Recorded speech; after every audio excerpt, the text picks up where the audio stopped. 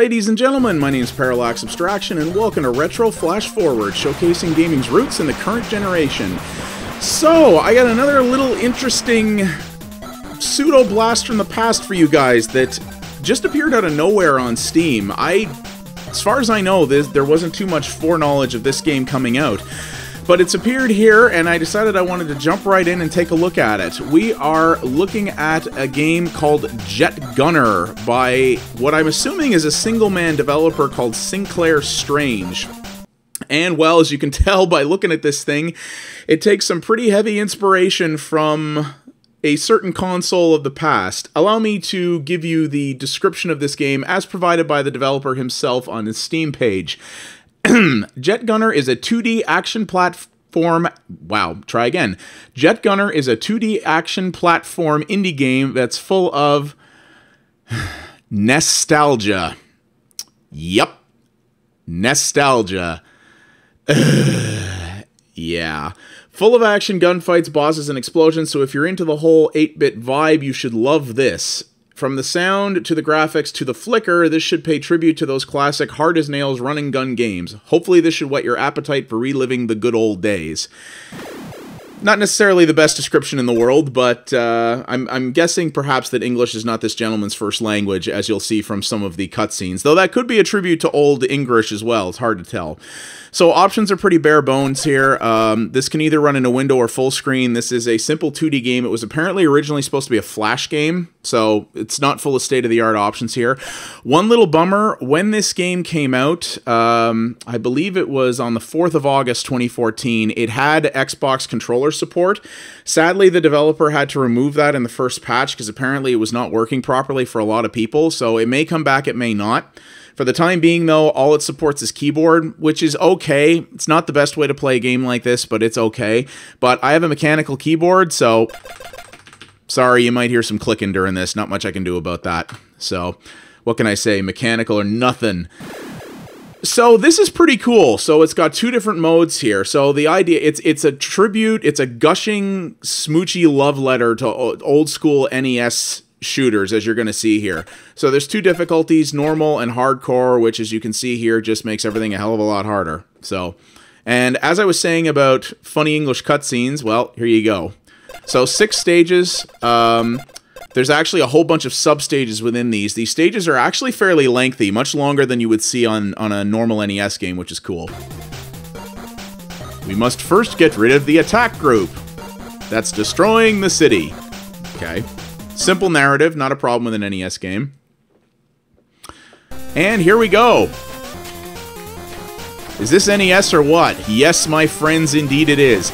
Could this game actually run on an NES? I don't know, but I can tell you that compared to other NES-era tribute games like Shovel Knight, I would say there's a much better chance of that, because there are parallax backgrounds on this, which were possible on an NES in a limited fashion, like you're seeing here. There's lots of flicker. The sprites are the color count is very low. This game looks like much more like an old school NES game. It definitely looks like something that came out earlier in the NES's life. But you know what? That's cool. I'm alright with that. You know, games like that have a certain nostalgic aesthetic to them as well. So, as you can see, it's a run and gunner, and this is the cool thing. So you got your gun, and you can jump, but if you jump twice... this is the cool part, right? Jet Gunner. Pretty accurate description when you think about it. So, as you can see in the upper left there, you've got 2 meters, you've got your life, and the other one is your jet fuel. That does regenerate, so you don't have to be too stingy with it, but it does deplete. Well, no, it regenerates actually at about the same speed, but you got a little delay there, so you got to be careful. Ooh, multiple times I've screwed that up now. I would say that the biggest tribute this game to the biggest title to which this game pays tribute is probably something like Contra. It's not 2-player, which is of course the real essence of whoa, jeez. Oh, jeez. Okay. Getting the buttons screwed up here. I'm getting them backwards. But it is very much a run and gunner, and you have different weapons, as you've seen there from what I'm picking up. You also have, so you can pick up different primary weapons for yourself, and occasionally you can pick up this little sort of option dude that kind of looks like a, I don't know, like a deformed marshmallow from Lucky Charms or something. And they have their own different weapons as well. So you'll see different weapons, and not gonna lie, some of them are definitely better than others. Some of the weapons in this, except for specific situations, I would say are pretty downright useless. Oop, mini boss. Oh, jeez. This guy's actually not that hard, though, so... There we go. I'm a little OP, but it's first level. So there you go. So you can see there's different weapon pickups there. So you don't have to pick up everything you come across. I'm a little obsessive-compulsive in the sense that there are a lot of... When I see games like this that drop power-ups, I kind of want to pick up everything, and sometimes I'll do that to my detriment, which is... I admit, it's my own failing, but this game is very much like that. You can pick up weapons if you want, or you can leave them if you want, and in some cases it may be to your benefit to do that. What I will say is that the general way that... Okay, I'm going to get out of this area where those cars keep coming. The thing I will say about this is the game is very, very limiting in terms of the direction it allows you to shoot in and things like that. So you may see when I'm standing still that he's pointing up. I'm not doing that. That's just his idle animation. And that's the thing. You can only fire... You can fire left or right.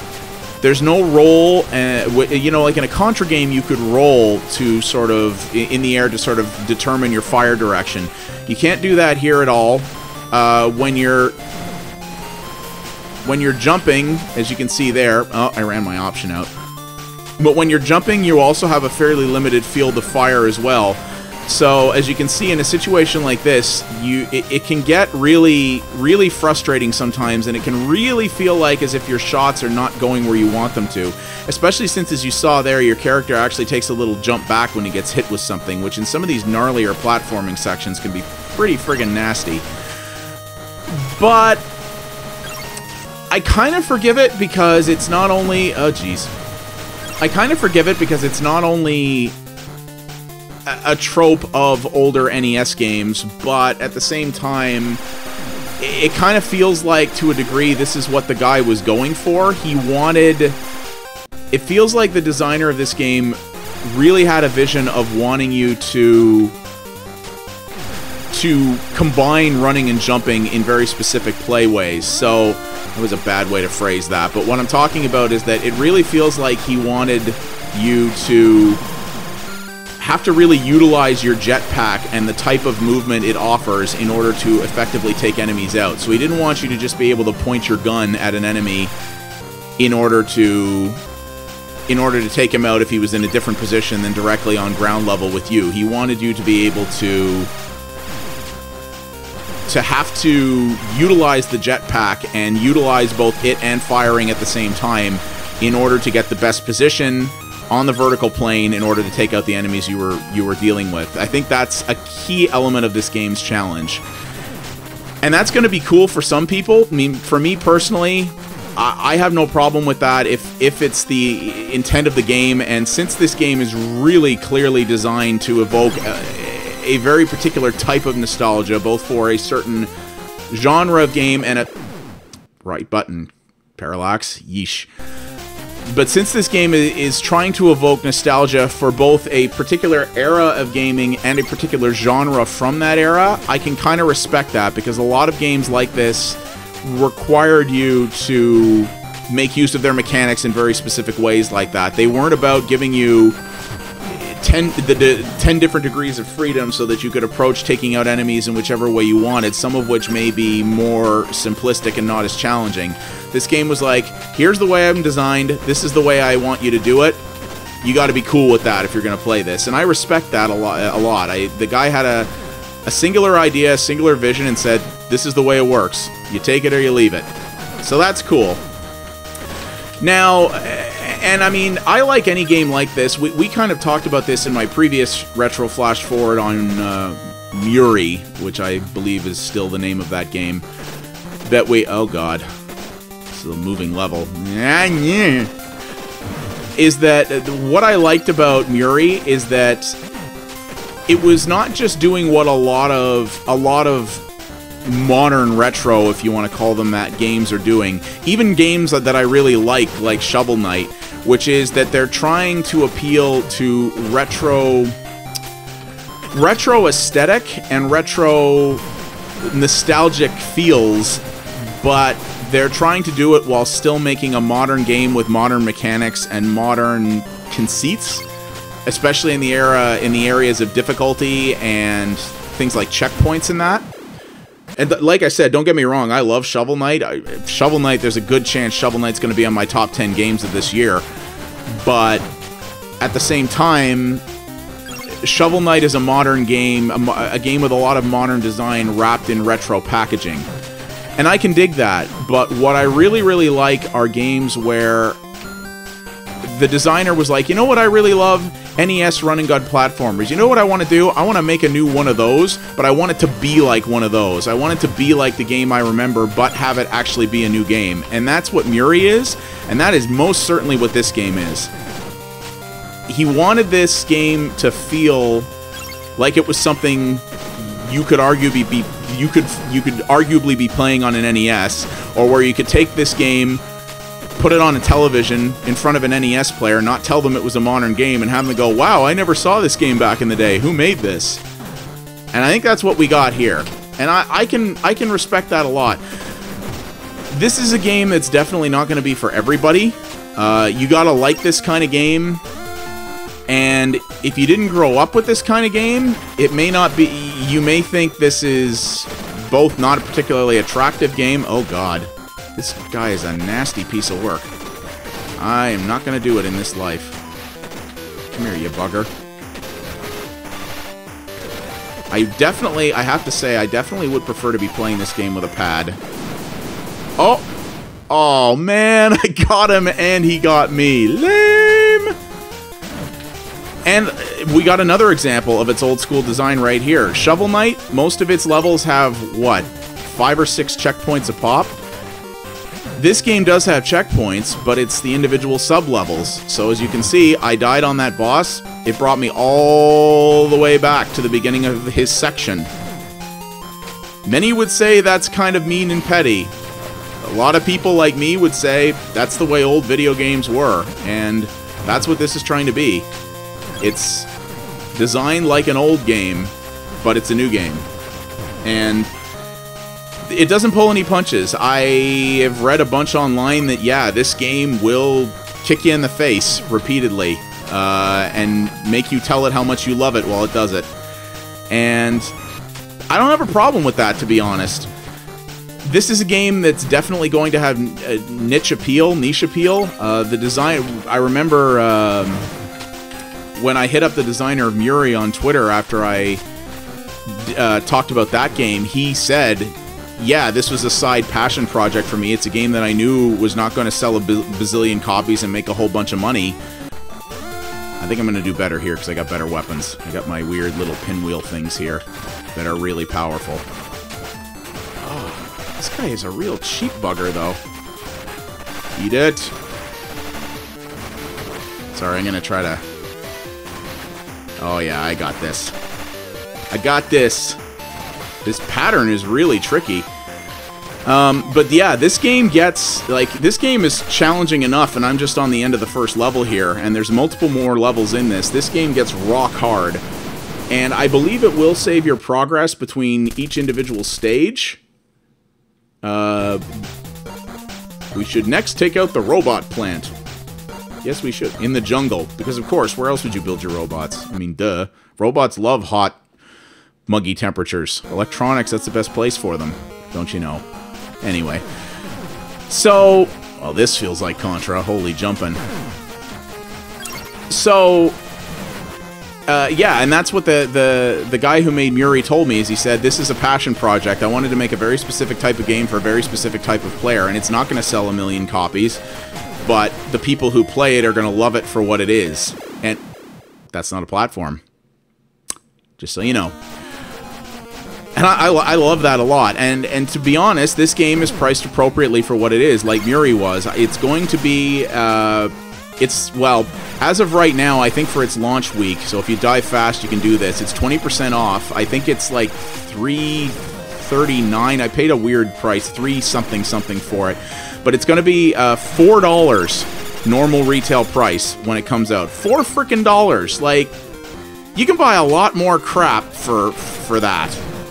You know, what would how much would $4 get you in that friggin' garbage, hyper-popular Kim Kardashian mobile game? Not a whole hell of a lot, right? Whereas this game is, yeah, okay, 20 hour, you know, a 40-hour a 40-hour RPG. This game most certainly isn't, but you know, if you're someone who likes rock-hard action platformers, this is gonna give you a good few hours of entertainment for, you know, the price of a fancy coffee. I mean, I don't know, man. I think that's pretty good value if you ask me. But again, if you didn't grow up with old school NES games, yeah, you might look at this and go, ugh. You know, this looks both rather petty on the challenge front and, well, looks kind of ugly. By modern sensibilities, you would be right, but at the same time, I mean, I think this, as an old school NES player, I think this looks pretty good. It definitely plays like an NES game. The controls are unforgiving, especially on a keyboard, but they are super sharp. I'm not feeling any lag. I'm never feeling like the game is not doing what I'm telling it to do. I'm just not necessarily telling it to do the right things because I'm both tired and trying to commentate over it, which automatically gives you like a -5 to your reflexes. I can do this! Over the bridge! This gun doesn't fire fast enough. Screw you, mosquitoes! Haha! Sucker! And yeah, the challenge is there. It's darn tricky. Oh god, it's the end of Contra Stage 1. There's a really cool variety to the weapons. There's some enemy variety. Some of it is pretty, you know, dumb enemy, you know, dumb simple enemies. Oh, this is where you took me? That's mean.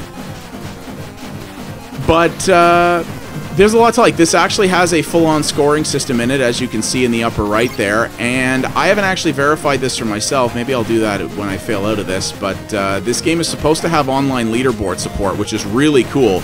You know, I've said before, I hate games that have a scoring system and have no high score tracker. Well, this not only has a high score tracker, it has the high score tracker. You can actually compare this to other people online, which is friggin' fantastic. I love that. You know, really simple addition that makes a game that is otherwise retro through and through have just one or two really simple, awesome modern features. You know, you make a game that's super retro, but give it online leaderboards. That's keeping it retro, but also adding a cool value to it. Word up, sir. Pump that fist. And little thing. Whoa. Okay. I've never been here before, so forgive my surprise! Oh, God. Oh, jeez.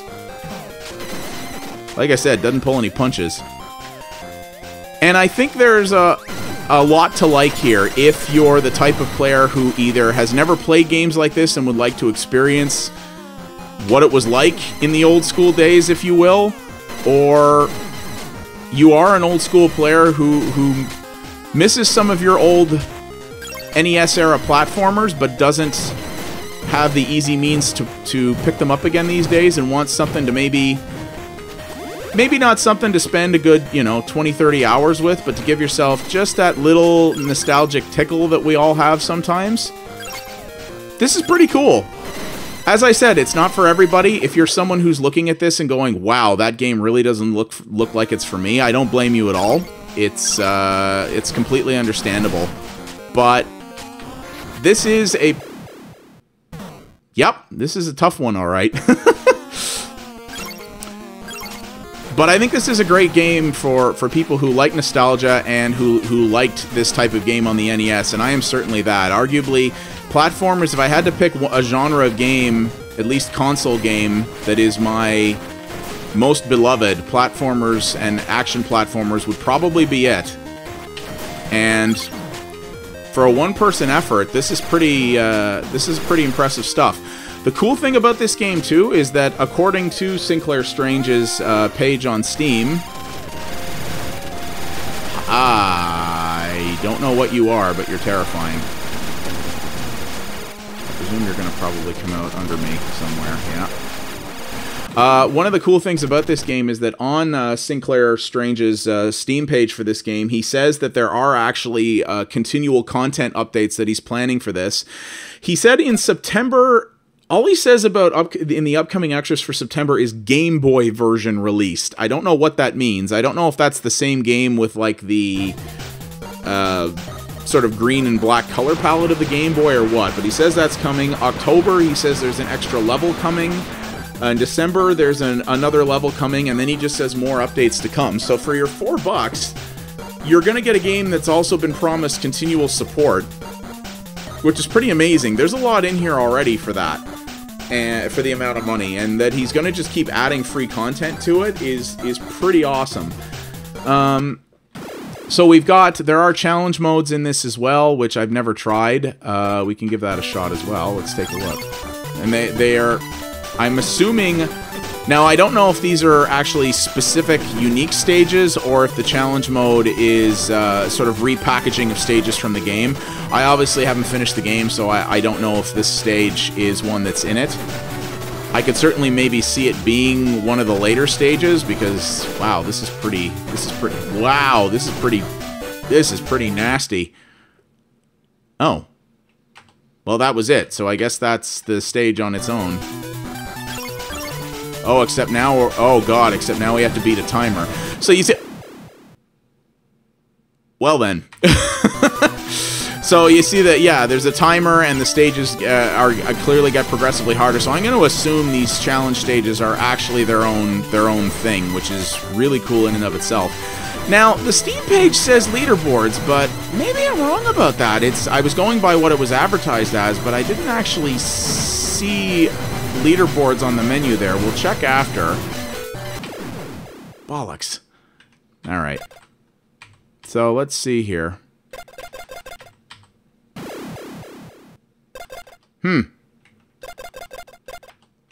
I wonder if that's a mistake, because, yeah, I don't actually see leaderboards or a high score counter, which would be really kind of lame if that's the case, because as you've heard me say before, what is the point of having a high score meter or a score meter if you're not going to have a high score meter? But, interesting about that. I'll have to see about that. It does say Steam leaderboard, so I'm not so sure about that.